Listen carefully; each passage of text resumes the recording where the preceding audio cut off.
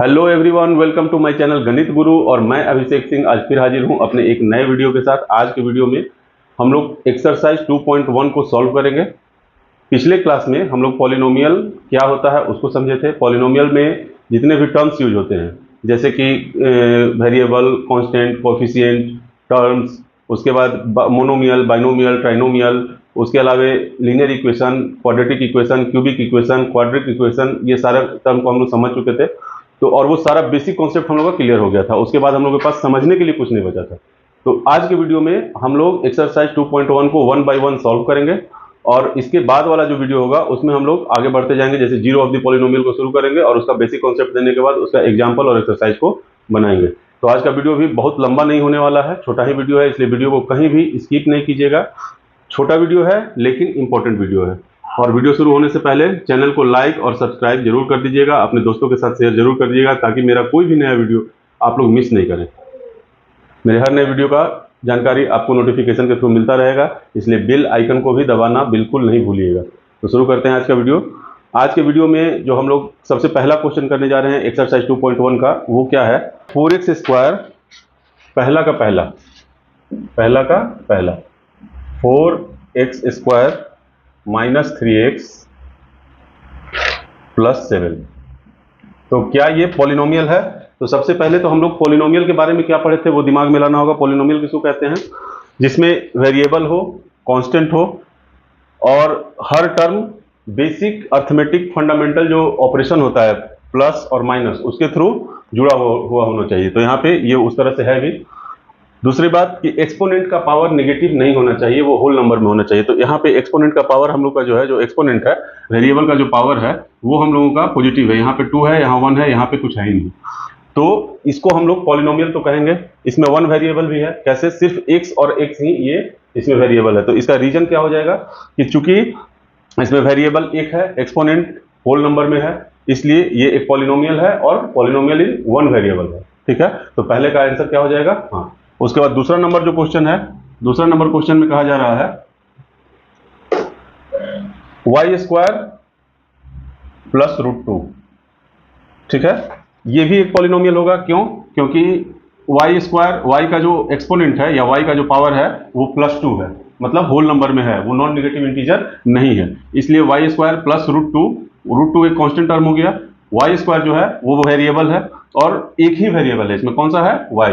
तो ये भी पॉलिनोमियल इन 1 वेरिएबल है और ये पॉलिनोमियल कहाएगा। क्यों? क्योंकि इसको हम लोग पॉलिनोमियल कह सकते हैं। क्यों? क्योंकि इसका एक्सपोनेंट जो है वो नॉन नेगेटिव इंटीजर है, यानी कि होल नंबर है। इसलिए ये भी क्या होगा?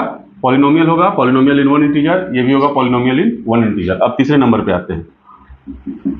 तीसरा नंबर जो क्वेश्चन है इसमें कह रहा है 3√t plus t√2। 3√t plus t√2। सबसे पहले इसमें हम लोगों को देखना है कि इसमें एक्सपोनेंट क्या है। ठीक है, तो इसमें हम लोग क्या, इसको हम लोग थोड़ा सा सिंप्लीफाई अगर कर लें तो इसको हम लोग लिख सकते हैं 3 और रूट को जब हटाएंगे यहाँ से, यहाँ पे स्क्वायर रूट को हटाएंगे तो आ जाएगा पावर t⁻1/2। ठीक है, और प्लस t√2। तो यहाँ पे t का पावर 1 है, यहाँ t का पावर 1/√2 है। तो t का पावर 1/2 जो है ये एक्सपोनेंट है किसका? t का। तो एक्सपोनेंट यहाँ पे इंटीजर नहीं है, नॉन नेगेटिव तो है लेकिन इंटीजर नहीं है, होल नंबर का पार्ट ये नहीं है। इसलिए इसको तो हम लोग पॉलिनोमियल कहेंगे ही नहीं। हाँ, इसमें वेरिएबल एक ही है, वेरिएबल एक ही है लेकिन ये पॉलिनोमियल नहीं है, इसलिए इसको हम लोग क्या कर सकते हैं? पॉलिनोमियल ये नहीं है लेकिन 1 वेरिएबल है। तो क्वेश्चन में हम लोगों से पूछा गया है कि क्या ये पॉलिनोमियल इन 1 वेरिएबल है? तो हम लोग बोलेंगे कि नहीं, क्योंकि ये जो एक्सप्रेशन है, मैथमेटिकल एक्सप्रेशन, ये एक्सप्रेशन पॉलिनोमियल है ही नहीं। ठीक ना, तो इसको हम लोग पॉलिनोमियल इन 1 वेरिएबल नहीं कह सकते हैं। तो तीसरे नंबर में क्या हो जाएगा? नो। ठीक है, उसके बाद आते हैं हम लोग अगले क्वेश्चन पे। अगला क्वेश्चन में कहा जा रहा है y plus 2/y। Fourth number जो क्वेश्चन है इसमें कहा जा रहा है y प्लस 2/y। ठीक है, तो इसको हम लोग लिख सकते हैं, हम लोगों को पता है किसी भी चीज का, जैसे 1/a है तो इसको हम लोग लिख सकते हैं a⁻⁻1। जब a को ऊपर लेके जाते हैं तो उसका पावर क्या हो जाता है? -1। तो यहाँ पे हम लोग लिखेंगे y प्लस 2 × y⁻⁻1। यहां भी देखिए ये एक पॉलिनोमियल नहीं कहलाएगा, क्यों? क्योंकि y का पावर जो है ये निगेटिव इंटीजर है, और हम लोग पॉलिनोमियल में क्या कहे हैं कि एक्सपोनेंट जो है वो नॉन निगेटिव इंटीजर होना चाहिए, निगेटिव इंटीजर नहीं होना चाहिए। तो ये तो नॉन निगेटिव इंटीजर नहीं है, ये निगेटिव इंटीजर है, इसलिए ये पॉलिनोमियल होगा ही नहीं। है ये एक ही वेरिएबल में, लेकिन ये पॉलिनोमियल नहीं है, इसलिए इसका भी आंसर क्या हो जाएगा? नो। ये भी क्या हो जाएगा? नो। ये भी हो जाएगा नो। ये दोनों यस रहेगा, ये दोनों यस रहेगा। ठीक है, चलिए इसके बाद अगला क्वेश्चन जो है वो है x टू द पावर 10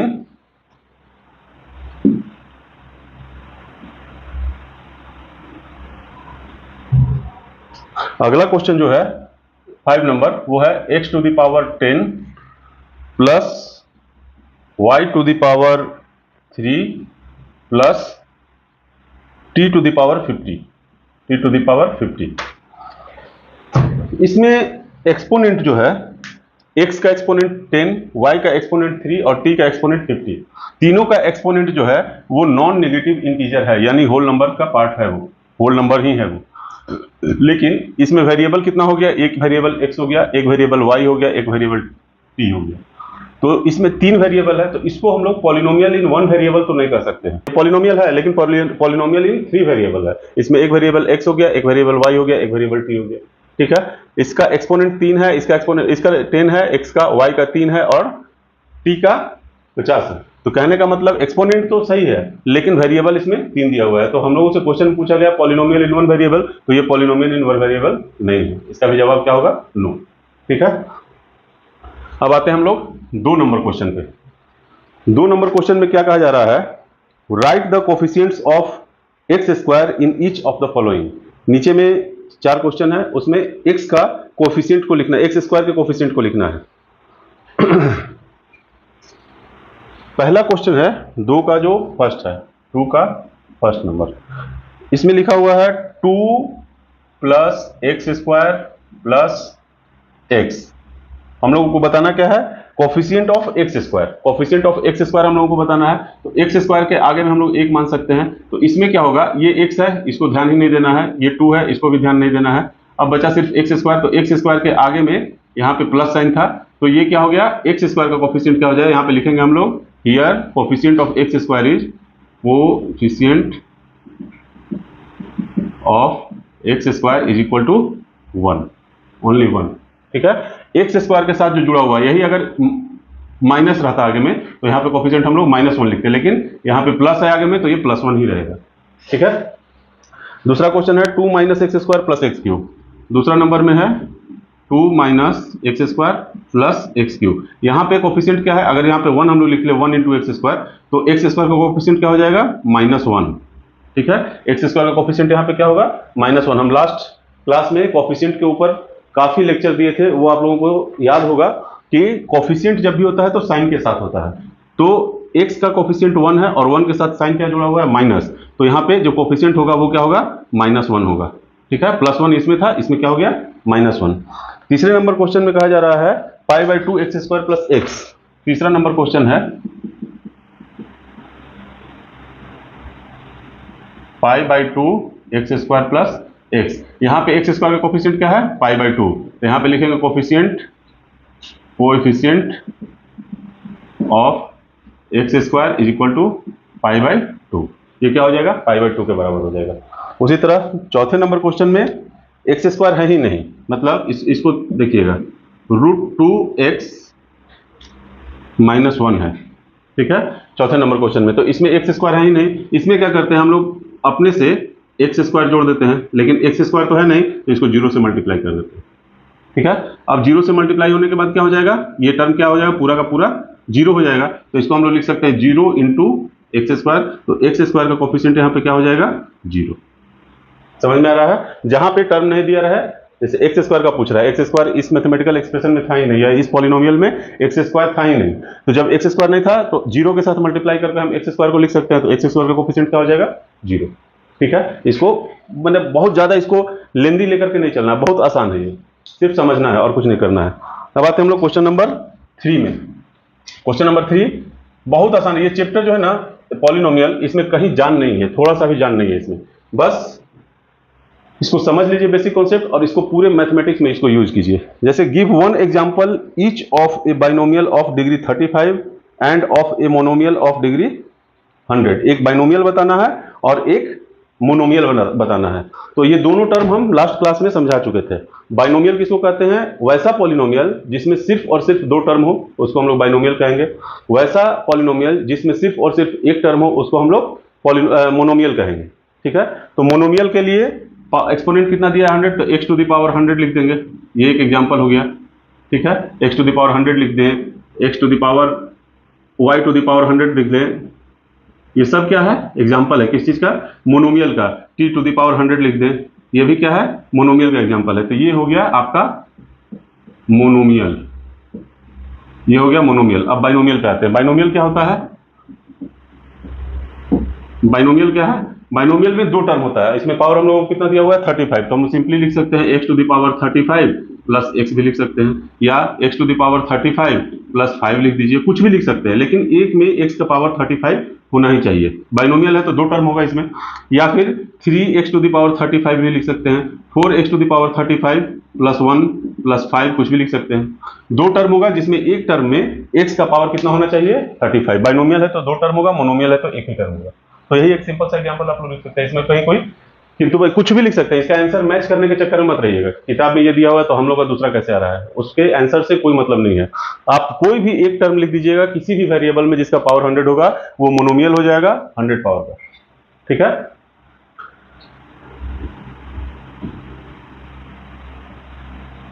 अब आते हैं हम लोग नेक्स्ट क्वेश्चन पे। Question number 4, right the degree of each of the following polynomials. हम क्या बोले थे? डिग्री ऑफ द पॉलिनोमियल क्या होता है? डिग्री ऑफ द पॉलिनोमियल होता है हाईएस्ट पावर या highest exponent of A mathematical term और पॉलिनोमियल। उसी को हम लोग क्या कहते हैं? Degree of the polynomial. किसी भी पॉलिनोमियल का जो हाईएस्ट एक्सपोनेंट होगा, हाईएस्ट पावर होगा, हाईएस्ट डिग्री होगा, उसी को हम लोग क्या कहेंगे? Power of the polynomial, degree of the polynomial या एक्सपोनेंट ऑफ द पॉलिनोमियल, कुछ भी कह सकते हैं इसको। तो इसमें जो हम लोगों को एग्जांपल दिया गया है, पहला नंबर दिया गया है 5x³ plus 4x² plus 7x। 5x³ plus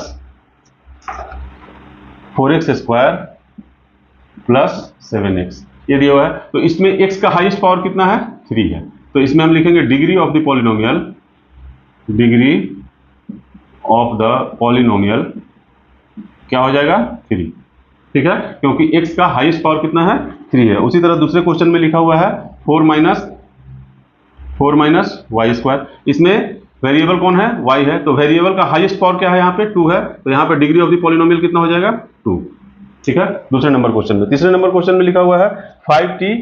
तीसरा नंबर जो इसका जो थर्ड नंबर क्वेश्चन है, 4 का 3 नंबर क्वेश्चन, इसमें लिखा हुआ है 5t माइनस √7। इसमें हाईएस्ट पावर वेरिएबल का क्या है? वेरिएबल हो गया t और इसका हाईएस्ट पावर हो गया 1। तो degree of the polynomial, degree of the polynomial क्या हो जाएगा? 1। डिग्री ऑफ द पॉलिनोमियल क्या होगा? 1। उसी तरह जो फोर्थ नंबर क्वेश्चन है, फोर्थ नंबर क्वेश्चन में लिखा हुआ है 3। सिर्फ 3 में डिग्री ऑफ द पॉलिनोमियल क्या होगा? ये थोड़ा सा अच्छा है, थोड़ा सा कॉन्सेप्चुअल है, जो हम लोग पढ़े हैं उसको सिर्फ यहाँ पे यूज कर देना है।